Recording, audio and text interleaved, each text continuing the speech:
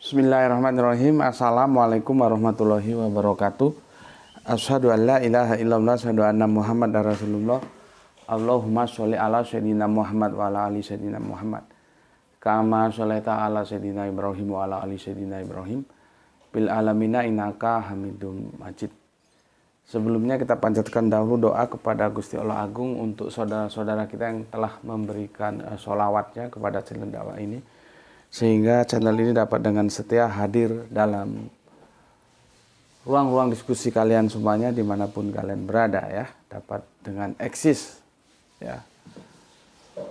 Tentu dengan sebuah harapan insya Allah sholawat itu akan menjadi catatan langit amal soleh bagi mereka dan keluarganya kelak, dan insya Allah akan terbalaskan dengan balasan yang lebih baik lagi. Kemudian untuk seluruh viewer terkasihku dimanapun kalian berada, aku ucapkan terima kasih atas apresiasinya. Semoga selalu always dan tidak pernah never. Tetaplah bertumbuh menjadi satu pribadi tangguh, yaitu anti skip dan anti download. Bagi yang berkenan silakan saja di share, tapi linknya ya, link kajiannya. Jadi jangan diunduh, dipotong-potong lalu diunggah ulang. Aku nggak kasih izin untuk yang seperti itu ya. Linknya saja lebih simpel ya. Kemudian dari kalian semuanya aku nggak bisa sebutkan satu persatu. Terima kasih atas doa baiknya untukku dan keluarga, dan semoga kebaikan doa itu juga tercurahkan untukmu semuanya. Sebagai sesama saudara kita saling mendoakan dalam kebaikan, dan insya Allah doa kita itu doa yang dikabulkan oleh Gusti Allah Agung. Amin, amin, amin ya Rabbal Alamin. Oke, kita lanjutkan kajian kita. Mengapa murtad, mengapa kembali bersahadat ya. Mengapa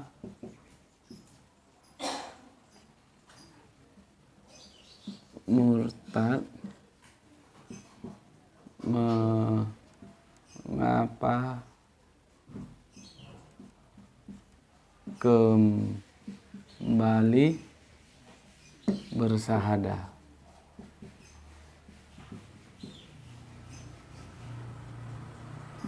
Ciri yang keempat ya, ini. Nah, sebelum kesana aku bacakan dulu komentar yang masuk dari kalian semuanya sebagai bentuk apresiasiku untuk kalian. Bismillahirrahmanirrahim.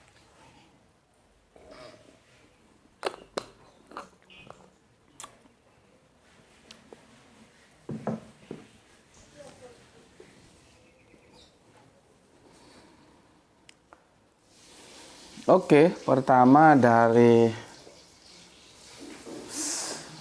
namanya sulit banget dibaca, Samo Cilengsi lah gitu ya gampangnya, nggak tahu kalau salah tolong dikonfirmasi. Salam Gus, tetaplah memberi keseimbangan dan kebenaran supaya teman-teman muslim tercerahkan. Oke, terima kasih untuk yang ada di Cilengsi ya. Salam Isra untukmu. Kemudian Ditaku, Assalamualaikum, waalaikumsalam warahmatullahi wabarakatuh.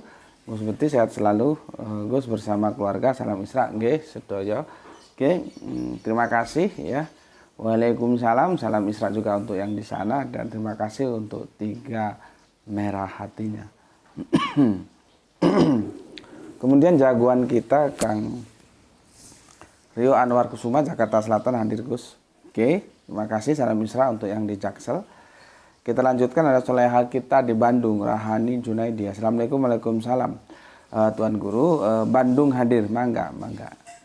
Kita lanjutkan, ada soleha kita Gispati, alhamdulillah Palu hadir Tuan Guru.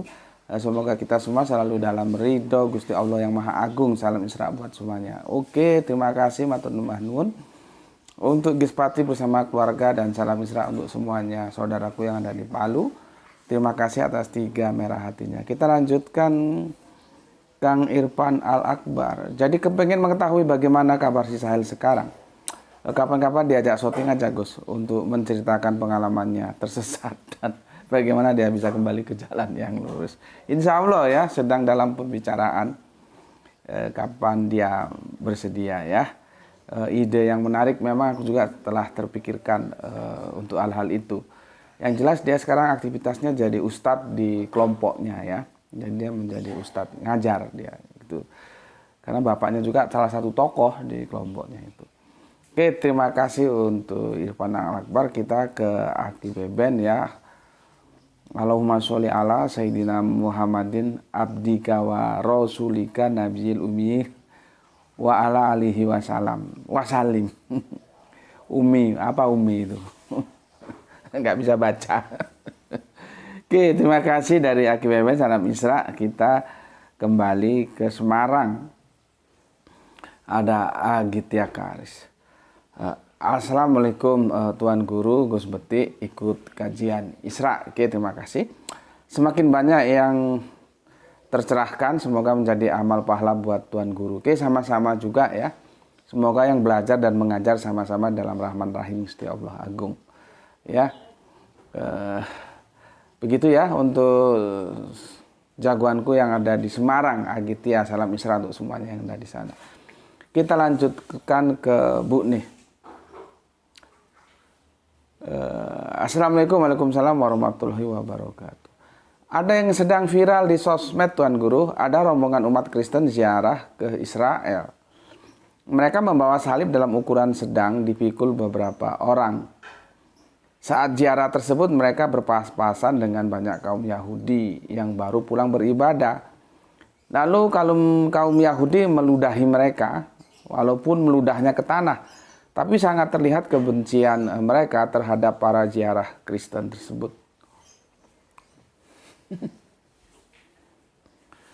Makanya aku kadang-kadang kalau diskusi itu ya, itu ada teman-teman Kristen yang SKSD ya ke Israel yang notabene Yahudi itu sebetulnya perlu dilihat aktualisasi korelasi di antara Yahudi dan Kristen. Ya. Sampai sebegitunya, sampai meludah. Itu jangan samakan dengan kasus yang telah kita kaji kemarin. Kenapa Kanjeng Nabi memerintahkan supaya tidak memberi jalan, memepet, tidak memberi salam kepada Yahudi dan Nasrani. Itu beda case. Itu case-nya kan sudah aku jelaskan dalam suasana perang. Itu tentunya hukumnya juga yang berlaku hukum perang. Dan itu terjadi karena ada pengkhianatan terhadap kesepakatan MOU di antara pasukan Islam dan mereka. Gitu ya. Case-nya beda. Artinya dalam kondisi normal ya nggak begitulah ya. Kita saling sayang, saling hormat. Itu sebanyak ya. Apa besok ya aku jelaskan. Nanti akan aku sandingkan hadis itu dengan salah satu hadis ketika ada rombongan lewat membawa jenazah Yahudi. Itu kan Nabi memberikan apresiasi. Ya. Yang tentang apakah Kristen Tauhid itu Islam itu juga belum selesai loh ya. Tolong aku dibantulah ya, diingatkan karena nggak ada sekretarisnya. Lupa kadang-kadang. Makanya kalau ada komen kalian yang terselip nggak terbaca itu ya mohon dimaklumi karena lupa ya. Kalau ada nyatetkan kan ini belum. Itu enak aku tinggal lihat jadwal, oh ini tinggal lanjutkan. Kadang-kadang lupa.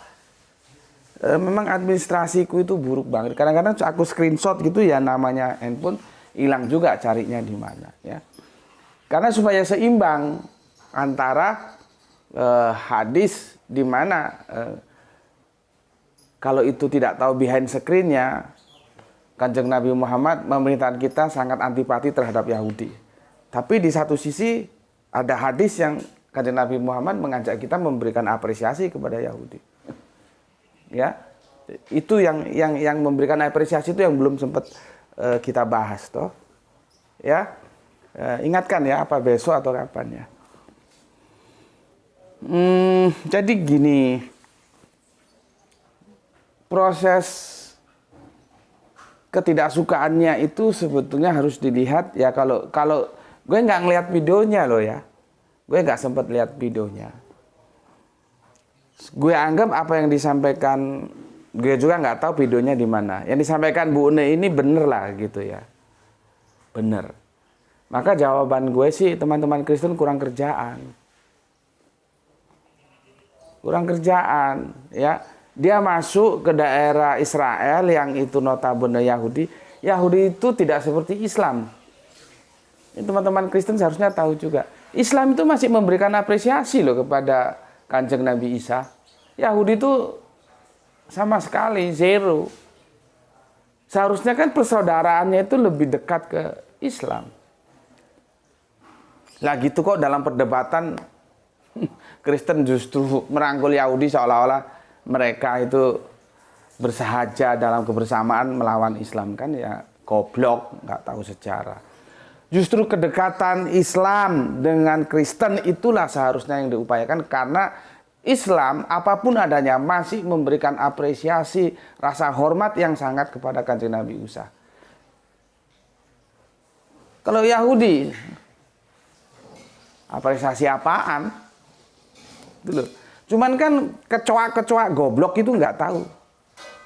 Makanya gue males untuk membaca komen-komen kecoa goblok itu. Gue lalui aja. Tahu namanya aja langsung gue skip. Ngapain juga dibaca, buang-buang waktu, dan itu tidak mengedukasi. Ya.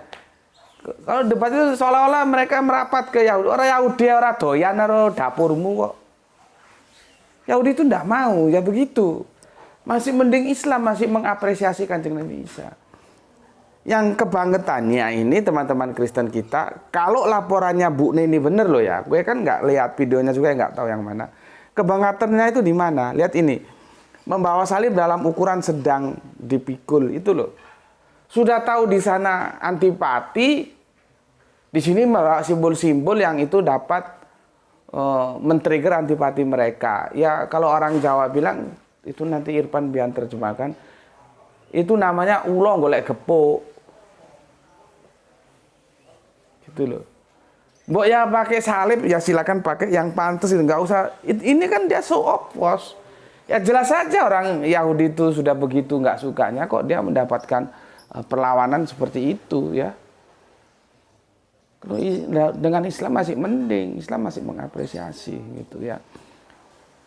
Kan ini penjelasannya membawa salib dalam ukuran sedang dipikul. Berarti kan salibnya gede. Ngapain kok show off di daerah yang orang tidak welcome?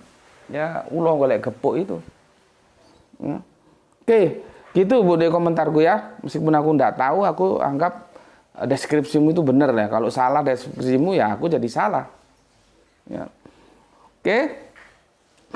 Alif berbuat baik kagak ada ruginya. Mantap. Salam Isra, sehat bahagia selalu semua viewer channel, alhamdulillah. Berbuat baiklah, ya, karena nggak ada ruginya. Orang mau nggak anggap kita berbuat baik ya nggak ada masalah, ya. Kemudian untuk Pak Abdul Muluk, assalamualaikum, waalaikumsalam. Dari Serdang dinyimak Gus. Semoga sehat selalu keluarga di sana, dan salam Isra untuk saudara semua di channel ini. Terima kasih untuk Pak Abdul Muluk, dan salam Isra juga untuk semua saudaraku yang ada di Deli Serdang, ya. Kemudian jagoan kita Kang Wahyudi Junaidi. Assalamualaikum Gus. Waalaikumsalam. Pemurtatan jelas melanggar SKB 2 Menteri Menak Mandagri, ya. Nomor 1 pasal 4 tahun 79. Salam Isra. Salam Isra juga untuk saudaraku ya Kang Mas Wahyudi Junaidi. Itu aku dapat bocoran dalam sebuah diskusi, itu levelnya masih SKB loh itu. Jadi surat apa itu SKB? Kesepakatan bersama atau keputusan bersama? Nggak ngerti gue. Antara Menteri Agama dan Menteri Dalam Negeri yang pasal 4 tahun 79 itu level hukumnya masih SKB loh. Jadi belum berkekuatan hukum tetap dia. Masih surat kesepakatan apa keputusan itu. Yang jadi pertanyaan, bisakah itu menjadi jaring untuk menjerat orang-orang yang melakukan pemurtadan? Jadi ribet. Karena bangunan hukumnya dia belum menjadi hukum tetap, masih surat keputusan. Masih lemah itu, gitu loh. Itu yang pertama. Yang kedua, definisi pemurtatan itu seperti apa? Nah, kalau nanti mereka bilang enggak, kami nggak melakukan pemurtatan, dia murtad sendiri, mau-maunya sendiri, selesai. Terus bagaimana? Kita kan harus seimbang dong. Bagaimana dengan kita misalkan Islam dakwah kepada Kristen, terus Kristennya masuk Islam, bisa nggak kena delik SKB 2 menteri ini? Kan ribet. Ya orang Islam sih bisa juga ngomong, enggak, gue gak ngajak dia masuk Islam, dia sendiri yang masuk Islam. Nah, kan ribet. Makanya kemarin kan gue sudah bilang, ya, Islam sampaikanlah walau 1 ayat atau kul ke sana dia. Kristen jadikanlah semua bangsa muridku, baptislah mereka atas nama Bapa, Putra, Roh Kudus. Ya, jadikanlah semua bangsa muridku. Nek, ketemunya di sini. Ini medan laga gitu loh. Kristen ya dakwah, Islam ya dakwah. Karena itu tertulis dalam perintah literasi yang ayatnya ada. Maka disinilah tugas pemerintah untuk mengakomodir 2 kepentingan yang mesti bertabrakan. Satu ngajak ke Islam, satu ngajak ke Kristen, ketemu di lahan dakwah. Seperti yang gue bilang kemarin di X kompleks pelacuran Doli. Itu di sana masuk dua-duanya. Islam masuk, Kristen masuk. Sama-sama garap komunitas di sana. Kan nggak boleh Kristen ngelarang Islam jangan masuk, nggak boleh. Islam juga nggak boleh, Kristen jangan masuk, nggak boleh. Ya sudah, akhirnya masuk sama-sama bareng.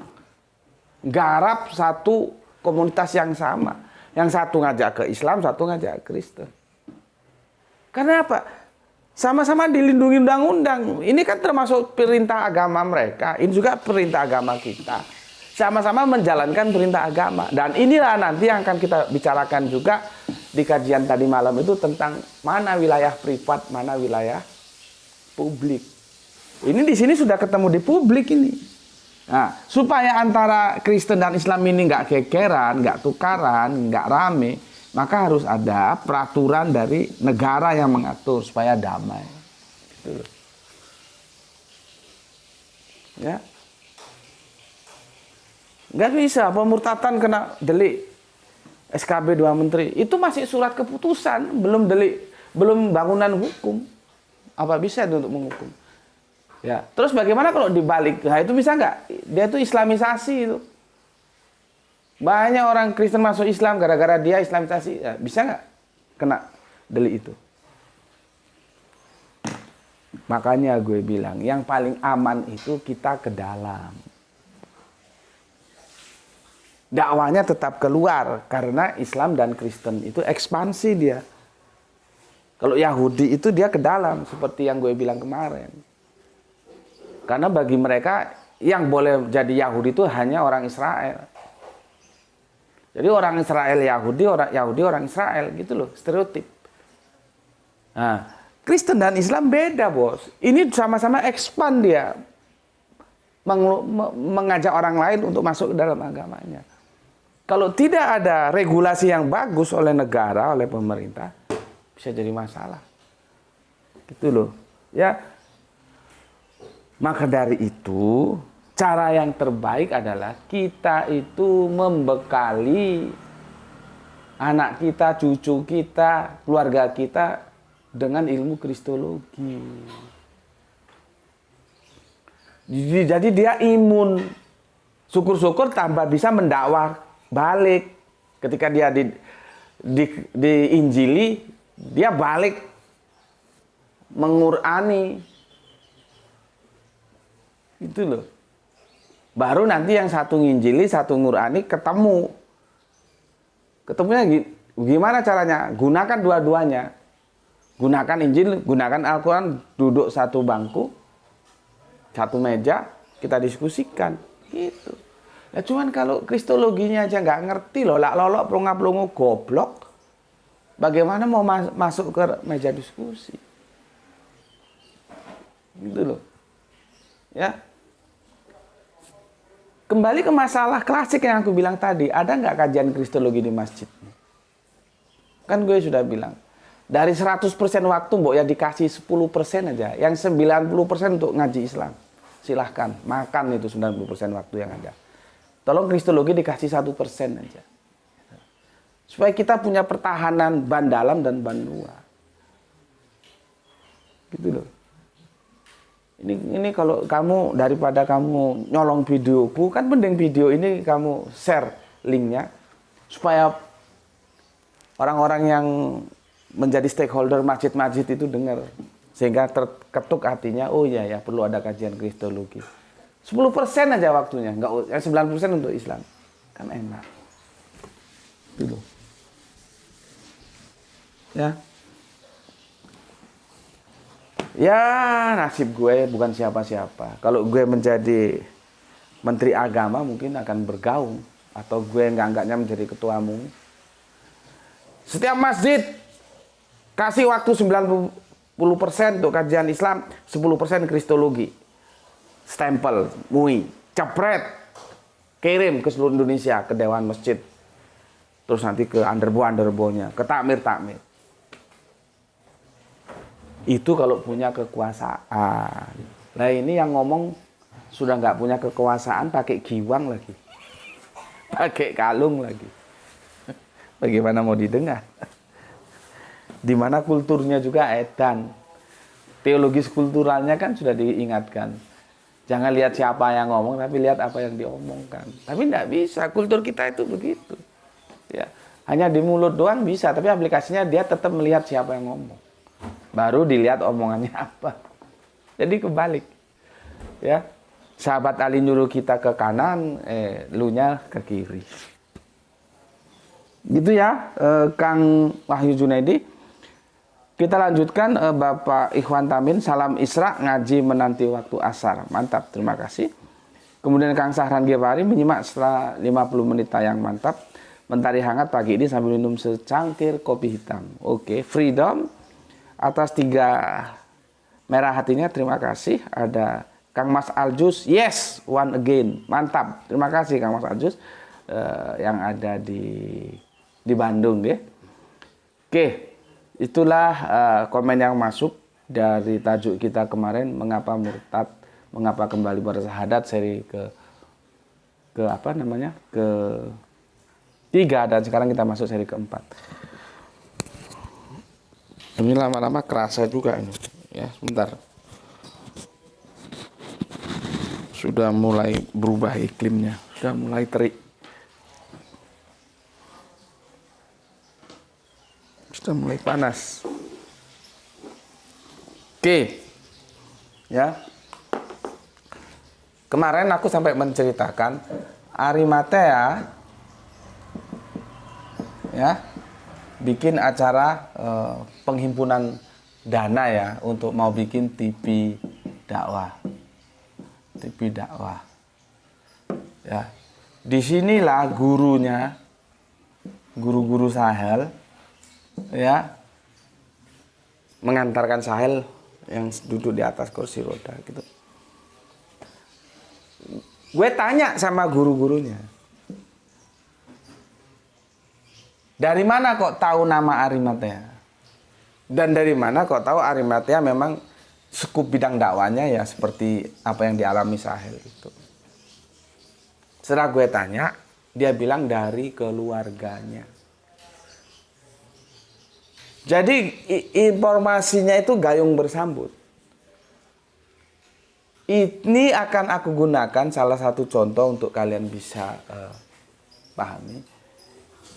Kalau kamu tidak bisa menolong secara langsung, cukup kamu menjadi agent supaya ada orang lain yang mampu untuk menolong saudara kita yang sedang memerlukan pertolongan. Langkah cerdas itu begitu. Ada tetangga lo misalkan sakit, mau pergi ke dokter atau berobat atau kemana gitu, gak punya duit.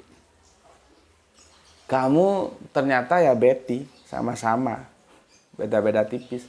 Gak mungkin kamu bisa bersolawat kepada dia secara finansial. Lalu caranya gimana?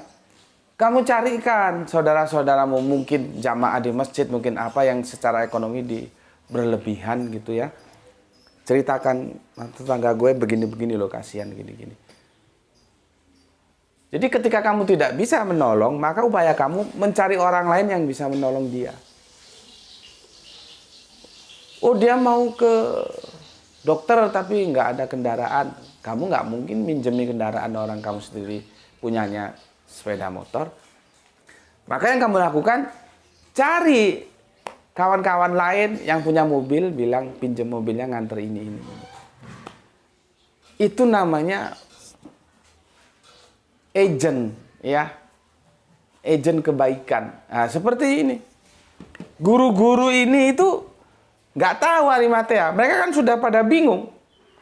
Gurunya bingung, orang tuanya bingung. Ya jelas saja. Sudah murtad. Al-Quran sudah ditolak, kok diqurani, nehi aja. Akhirnya lewat sosok yang katanya saudaranya inilah, ya, menyampaikan informasi Arimatea ke sini, dan dari sini mereka berangkat menemui Arimatea di waktu acara kajian mengumpulkan dana untuk bikin TV swasta. Nah, ini yang gue bilang agent kebaikan. Dia nggak ngerti kristologi, dia nggak ngerti apa-apa, tapi dia tetap bersolawat, ambil bagian, menjadi informan dari guru-guru ini untuk mengetahui Arimatea. Itu loh, ini agen kebaikan. Jadi tidak menunggu elu mampu baru lu menjadi agen kebaikan. Tetangga lu susah, mau ke dokter kemana, nggak ada kendaraan, kamu sendiri nggak punya kendaraan. Kamu jadi agen, caranya apa? Cari teman lain yang punya kendaraan, tolong dong dipinjemin untuk saudara kita ada yang sakit. Nah, gitu. Jadi intinya melakukan apa yang bisa kamu lakukan dalam kebaikan. Gitu. Ya, oke. Kemarin sudah aku ceritakan ya, kenapa nihil Sahel tetap dalam kekristenannya. Karena metodologinya salah. Gurunya ataupun keluarganya menggunakan Al-Quran. Padahal Sahel sudah menolak Al-Quran. Ya. Maka salah satu cara, ya apa yang dia terima. Dia sekarang menerima apa? Injil. Oke. Kita injili dia. Makanya dakwah nggak bisa kaku-kaku. Opo kui? Dakwah kok nggawa Bible. Dakwah yang nggawa Al-Quran. Sering didapat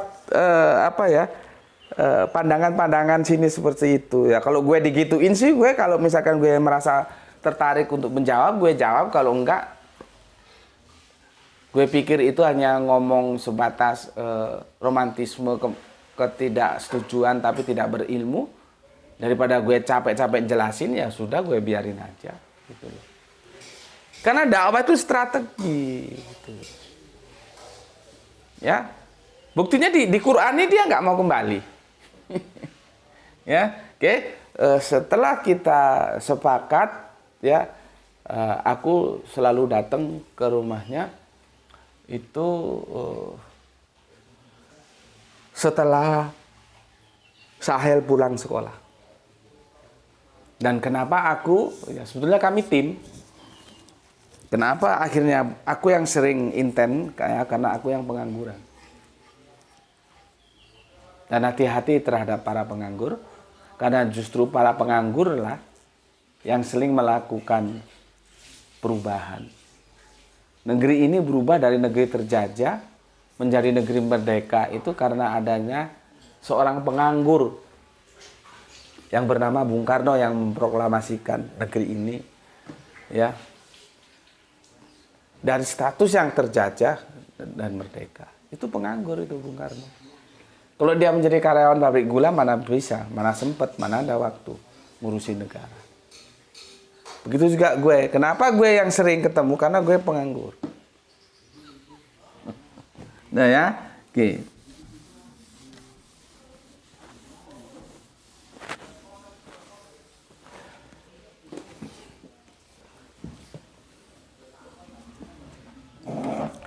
Bismillahirrahmanirrahim.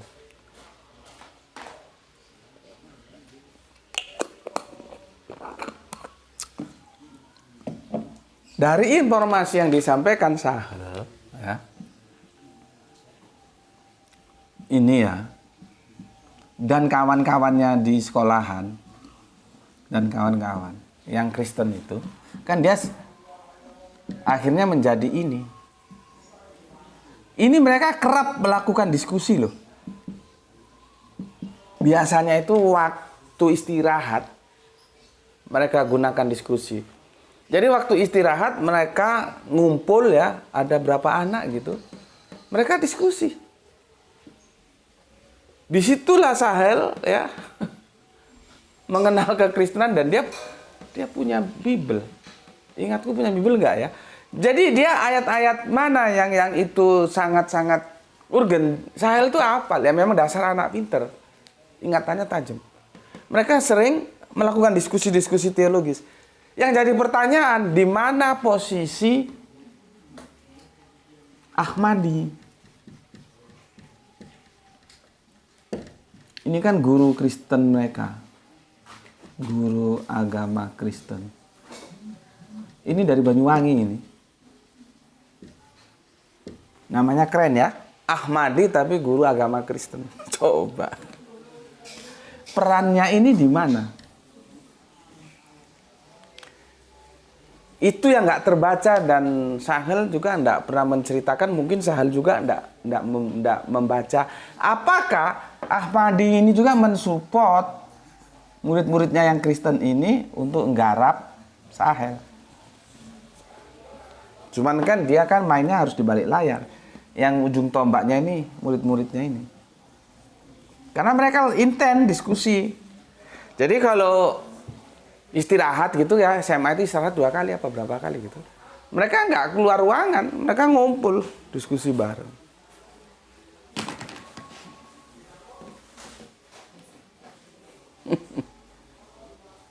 Diskusi bareng. Yang misteri peran Ahmadi. Apakah ini mengalir begitu saja atau dia mendrive, meremut ya eksekutornya anak didiknya ini untuk menggereti Sahel. Itu yang tidak terbaca ya. Ya maybe yes, maybe no. Ya. Oke. Yang aku mau ajarkan ke kalian betapa eksisnya anak-anak ini. Terus anak-anakmu itu seperti apa? Coba. Tapi kalau anak-anakmu nggak kamu ajarkan Islam, bagaimana dia paham Islam? Ini mereka anak-anak ini eksis loh, melakukan penginjilan. Sekarang aku tanya, anakmu pernah melakukan pengquranan?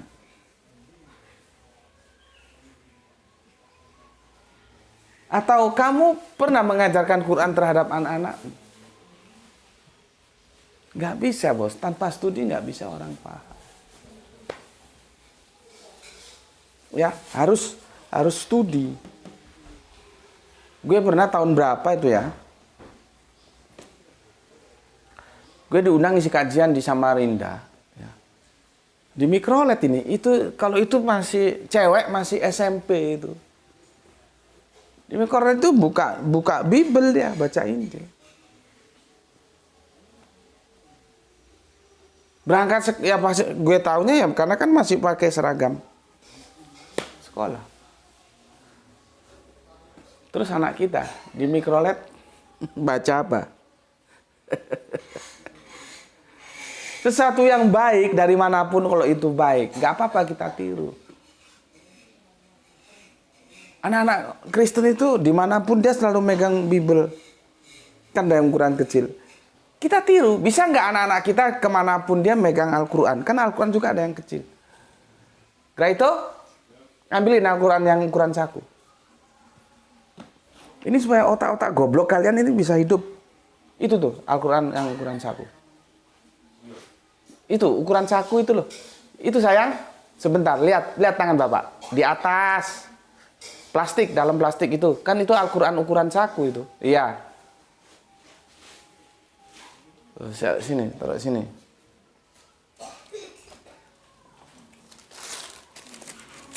Nah, ini kan ukuran saku. Ini dikasih 2 nih oleh Ayah Sophia. Ini kan ukuran saku.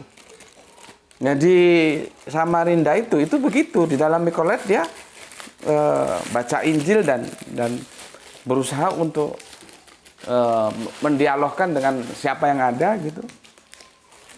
Kalau sekarang itu yang paling gencar itu saudara kita dari Saksi Yehova, ya, di taman di mana itu buka Alkitab dan berusaha mengajak orang lain untuk mendiskusikan. Nah, itu gimana? Mau dilarang pakai SKP 2 menteri? Yang paling aman kan generasi kita tuh disiapin ilmu kristologi.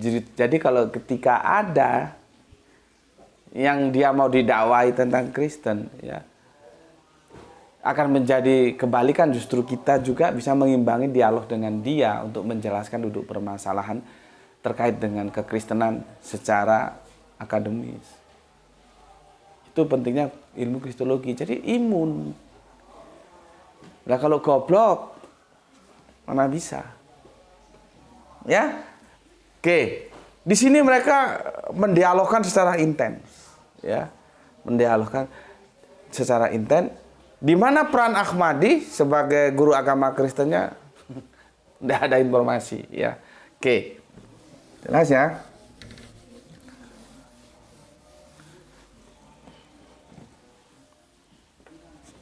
Oke.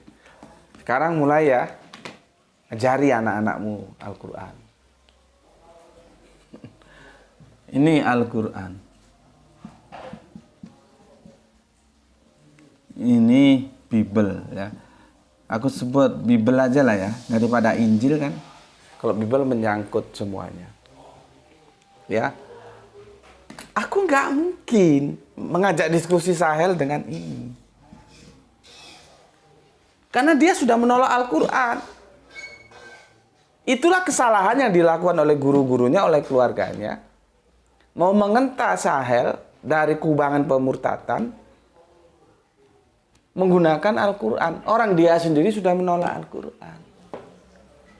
Makanya nol hasilnya. Dakwah itu nggak boleh kaku-kakuan. Cara itu boleh macam-macam sesuai sikon. Yang penting kan goalnya. Jadi kalau ada orang bawa Bible, belajar Bible, baca Bible itu jangan terus risih, terus antipati. Ya. Jadi kalau hari Ahad itu pagi biasanya waktu gue masih punya jadwal dulu ya, kajian Ahad pagi biasanya. Gue sama teman-teman di gereja itu sama-sama bersih baru mandi, sama-sama keluar dari rumah, sama-sama berangkat, di jalan ketemu, sama-sama bawa Bible. Teman-teman Kristen bawa Bible, gue juga bawa Bible, sama. Tapi ujungnya beda, dia masuk ke gereja, gue masuk ke masjid. Gue dulu punya jadwal memberikan kajian kristologi. Gitu. Di Masjid Taqwa, di sini ada 2 masjid besar. Kalau An-Nur itu perspektifnya NU, kalau Taqwa itu perspektifnya Muhammadiyah. Ya, kajian Ahad pagi gitu biasanya. Ya, sama. Baru mandi, bersih-bersih, naik kendaraan, pakaiannya itu pakaian yang ya bersih gitu. Ya. Bawa Bible, gue juga bawa Bible, ujungnya beda. Dia masuk gereja kebaktian, gue masuk masjid memberi kajian kristologi. Gue sempat berpikir nih, ya, tapi semoga aja enggak. Kalau misalkan ada apa-apa di tengah jalan, ya, terus gue semaput, ya, entah keserempet entah apa, tapi semoga aja enggak, ya, gue semaput. Ya, terus orang kan melihat, ya, kalau ditanya kan nggak bisa jawab. Orang melihat apa yang dibawa, Bible.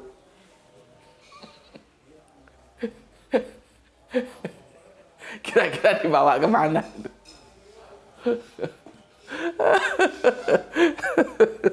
Ya itulah resiko yang harus ditanggung. Tapi alhamdulillah tetap dilindungi Gusti Allah Agung. Karena orang yang sekaratul maut kan nggak bisa ditanya. Dia bawa apa? Bible, oh mesti ini kafir. Kan gitu. Padahal dia mau ngisi kajian Kristologi. Itu resiko yang harus ditanggung. Oke ya. Karena nggak mau Al-Quran, maka nggak mungkin aku pakai Quran. Hapus. Gitu loh. Ya, hapus. Pakai Bible. Buka Bible. Aku buka. Buka Bible. Nah, satu-satunya yang harus kita keluarkan dari sini adalah konsep teos. Aku garap di sini dulu. Karena apa? Kristen yang diikuti Sahel itu Kristen Tritunggal.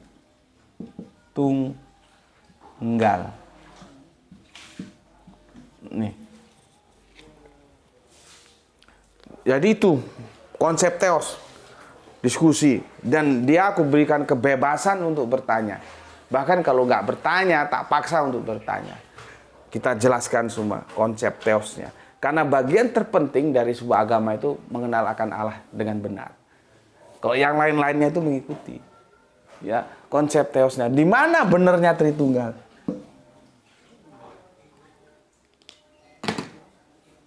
Di mana benarnya Tritunggal? Dan ini lama, ya. Berapa kali pertemuan itu nggak terus diskusi terus. Oh oke, saya bersahadat. Oh nggak begitu. Sahel ini pinter, bukan orang bodoh dia. Dia pinter. Artinya ketika aku kasih penjelasan, dia tidak serta-merta menerima. Ditampung, iya, ditampung. Tapi dia olah lagi. Timbang sana, timbang sini, benar salahnya gimana. Itu karakter. Jadi anak ini pinter. Ya. Oke. Ya. Kan gue sudah bilang, Tritunggal itu secara alkitabiah, secara logika, nggak masuk. Nggak masuk. Makanya di zaman yang modern ini, di mana kita itu memposisikan akal rasional itu secara lebih kuat lagi daripada era-era zaman-zaman dulu, zaman-zaman animisme, dinamisme, dan zaman-zaman nenek moyang. Masih percaya dengan yang namanya Tritunggal itu kan kebangetan gitu loh. Kebangetan. Makanya pemberontakan dari Tritunggal akhirnya ada yang disebut oneness. Itu atas ketidakpuasannya terhadap Tritunggal. Lah zaman sudah modern gitu masih percaya gitu loh. Secara logika dia jelas nggak masuk. Secara alkitabiah juga nggak masuk. Terus masih mau dipercaya apanya?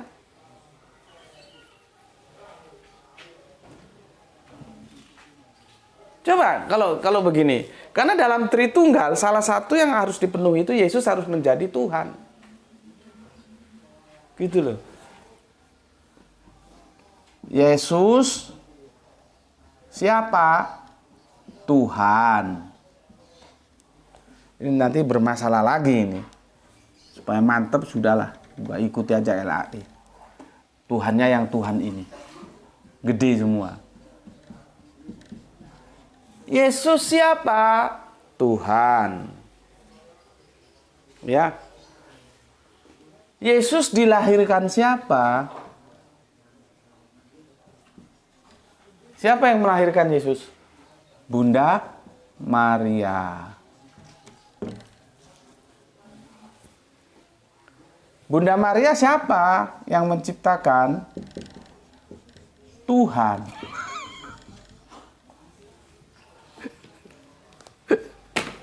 Lihat. Bulet gak karu-karuan ini. Karena fakta sejarah, Maria itu dilahirkan, Tuhan itu dilahirkan Maria. Padahal Maria sendiri itu diciptakan oleh Tuhan. Terus gimana?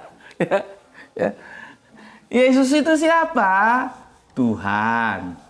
Ya. Terus ya. Yesus dilahirkan siapa? Bunda Maria. Bunda Maria diciptakan siapa? Tuhan. Coba, otak mana yang bisa nerima kalau Yesus itu Tuhan? Ini Tuhan yang YHWH ya, bukan Tuhan yang Tuhan. kan lingkaran setan itu ya. Coba tak ulangi. Yesus siapa? Tuhan. Ya. Yesus dilahirkan siapa? Dilahirkan Bunda Maria. Lah Bunda Maria siapa yang menciptakan? Tuhan. Lah kok bisa? Yang menciptakan itu dilahirkan oleh yang diciptakan.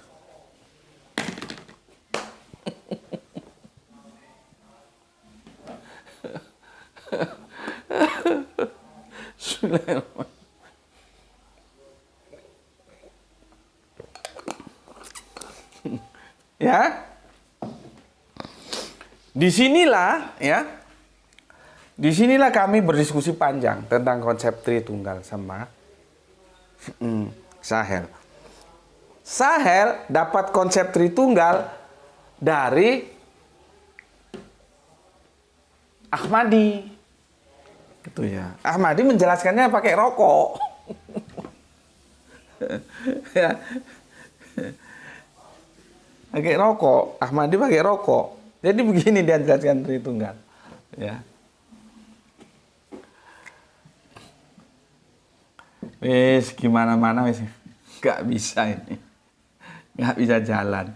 Mau dijelasin pakai apa ya? Satu, ya, apa? Kertas. Kertas. Dua, tembakau.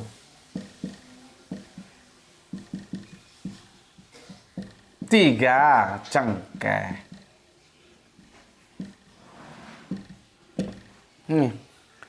Jadi si Sahel dapat cara penjelasan Tritunggal model seperti ini.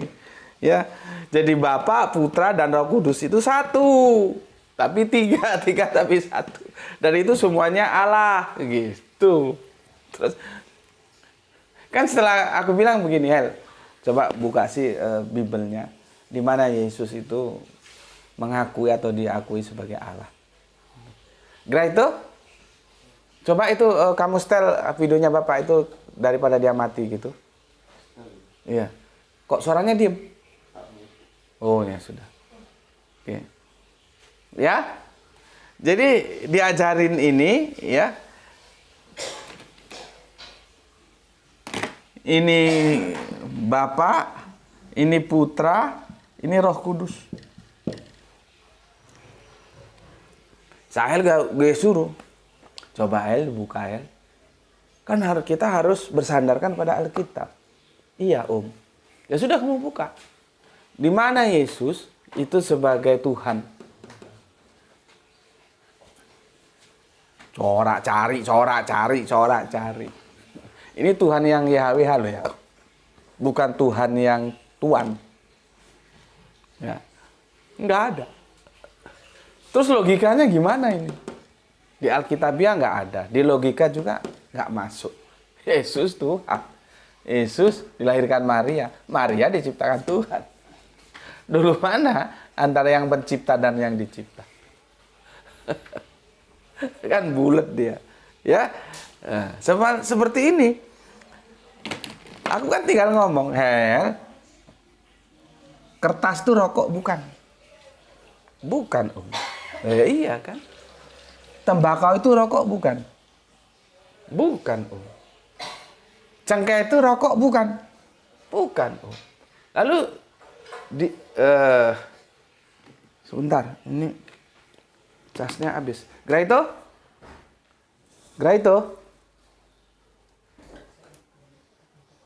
Ini casnya habis, ambil apa?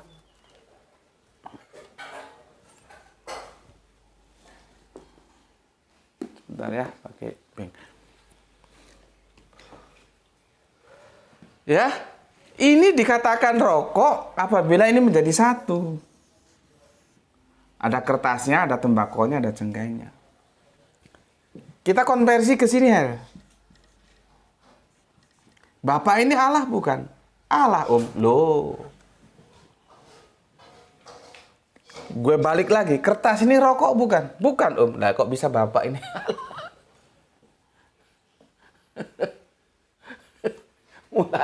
mulai goyang dia. Mulai sempoyongan ya. Kenapa tuh? Sudah. Ya. Terus aku tanya, putra ini Allah bukan? Allah Om. Loh, bagaimana? Tembakau ini kan bukan rokok. Ya. Terus Roh Kudus ini Allah bukan Om? Bukan Hel. Allah Om. Loh, bagaimana? Cengkeh ini kan bukan rokok. Jadi kalau kamu mau menggunakan rokok sebagai analoginya, Tritunggal itu adalah rokok, maka rokok itu sama dengan Allah. Kan begini. Maka kalau rokok itu kamu jadikan analoginya, maka ini sepertiga. Allah, sepertiga. Allah, sepertiga Allah. Bukan Allah ini. Kealahannya cuma sepertiga. Ya. Ini juga putra ini sepertiga, sepertiga. Baru ketika semua ini menjadi satu, dia menjadi Allah. Sementara kamu diajarkan pastilah. Bapa itu Allah 100%, putra itu Allah 100%, Roh Kudus itu Allah 100%. Bagaimana ceritanya dengan rokok? Karena kertas itu bukan rokok. Dia bagian dari rokok. Tembakau juga bukan rokok. Cengkeh bukan rokok. Dikatakan rokok kalau dia sudah menjadi satu kesatuan. Maka analogimu untuk menjelaskan Tritunggal yang kamu terima dari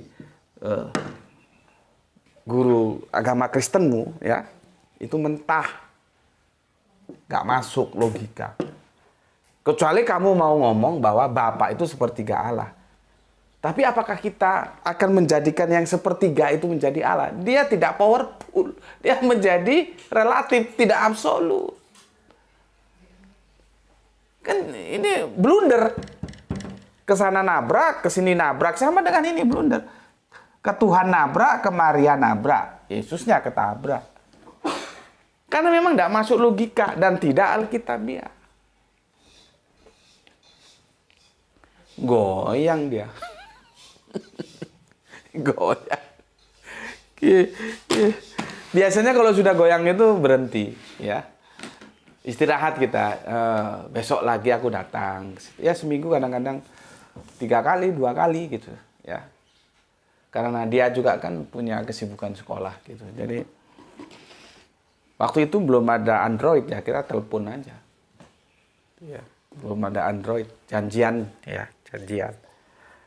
Biasanya sih aku milih akhir pekan, ya. Kalau nggak Sabah Ahad gitu ya, datang. Nanti kalau misalkan ada waktu luang ya bisa sampai 3 kali seminggu, nggak mesti. Dan itu berproses lama itu, ya. Dan yang dibahas bukan ini saja, bukan konsep teos, ya. Cuman kan nggak mungkin aku paparkan semua. Kalau dipaparkan semua ya di buku itu, satu buku itu. Nggak tahu, aku cari belum ketemu di mana itu, belum sempet. Domba hilang yang kembali pulang itu.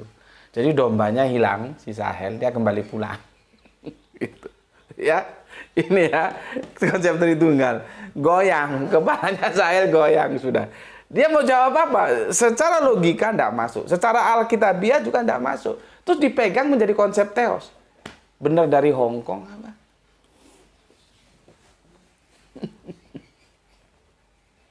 Oke, ya. Pakai apa ini? Aku pakai Al-Quran? Enggak. Aku bacakan surat Al-Ikhlas? Kul huwallahu ahad. Enggak. Aku masuk ke dalam Bible. Karena Bible lah yang diterima Sahel. Al-Quran sudah enggak. Jadi aku mengentas kemurtatan dia dengan Bible, bukan dengan Al-Quran. Tidak mungkin kan, ya, kita ngajak diskusi seseorang dengan kitab yang dia sudah tolak. Itu loh, tidak mungkin. Maka kita ikuti aja alur permainannya, arusnya kemana. Ya, dia sedang memainkan Bible, ya kita memainkan Bible. Supaya kita bisa bermain Bible, kita harus studi Bible. Gitu loh. Itulah yang namanya Kristologi. Gitu. Ya. Oke, lihat di sini ya. Aku hapus lagi ya, masih ada 6 menit ya, belum 1 jam ini.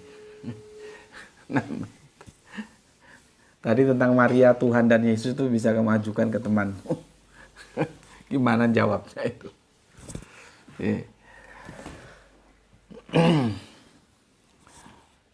Jadilah yang harus terjadi pada sebuah peristiwa, dan peristiwa itu disampaikan sama aku setelah beberapa hari kemudian kan aku ketemu lagi ya, nyambangi Sahel lagi. Dia cerita. Itu ceritanya itu dia mau masuk ruangan. Ya. Jadi masih di depan pintu. Ya. Jadi kan siswa SMA-nya masih di depan pintu sama Pak siapa tadi itu, Ahmadinya ya, guru agama Kristen mereka gitu. Tentunya ada Sahel gitu. Seperti yang gue bilang, Sahel itu orangnya ya rada-rada temperamental juga. Dan kalau sudah ceplas-ceplos ngomongnya ceplas-ceplos gitu ya. Disitulah Sahel itu setengah berteriak bilang, Pak Ahmadi bohongi saya. Katanya Tritunggal itu seperti rokok. Nggak bener. Siapa yang bilang nggak bener? Om saya. Siapa? Om Kocok. Bubar. Jadi Ahmadinya dibikin kelabaan sama Sahel. Itu ceritanya waktu mau masuk ruang, itu pintunya belum terbuka.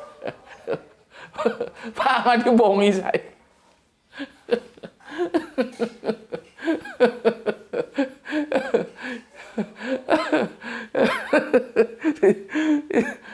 Siapa yang bilang om saya? Siapa? Om Kocok. Bubar. Ahmadi gak berkutik. Sahel sudah aku bekali. Gitu loh. Tapi saat itu dia belum bersahadat loh. Masih banyak diskusi-diskusi yang dilanjutkan. Tapi setidaknya fundamental dasar dia itu sudah goyah. Dan dia nggak terima sama yang mengajarkannya. Dia merasa dibohongi sama Ahmadi ini. Makanya dia spontanitas. Pak Ahmadi bohongi saya. Dia bilang. Bayangkan betapa jagonya si Sahel. Nggak ada urusan dia bilang belak-belakan. Seperti yang gue bilang. Dia itu rada-rada temperamental memang anaknya. Sampai gurunya aja ditantang gitu ya. Cuman kan dia berani gitu karena sudah aku bekali, aku tunjukkan di mana ya sangat tidak rasionalnya, dan memang tidak rasionalnya Tritunggal, dan di mana bahwa kita bisa temukan dalil yang itu mendukung Tritunggal dalam Alkitab. Nehi nggak ada. Itulah yang digagas oleh Tertullian dan dijadikan konsep teos. Sahel sudah aku bekali. Dia sudah berani berdiskusi sama guru agama Kristennya. Gitu. Ya. Oke. Sampai di sini dulu ya. Sampai di sini dulu. Sudah 1 jam kurang 2 menit. Insya Allah nanti kapan-kapan kita lanjut ya. Kita lanjut tentang mengapa murtad, mengapa kembali bersahadat. Ya. Oke, pesan aku, jaga Allah, jaga Kanjeng Nabi, jaga Al-Quran, jaga bingkai keimananmu dalam warna-warna keindahan Islam, tetapi tetap memberi hormat kepada saudara kita yang memilih jalan lain karena mereka tetap saudara kita. Semoga mendapatkan keberuntungan, rezeki yang barokah dan kesehatan yang prima. Ya, bila sedang berakhir pekan, nanti sedang di perjalanan, waktunya masuk sholat ya sholat dulu ya, waktunya makan monggo silakan makan, makanlah bersama di atas meja yang sama dengan semua orang-orang yang kamu ajak bersama ya. Oke, salam Isra, Islam rasional. Terima kasih, alhamdulillahirabbil alamin.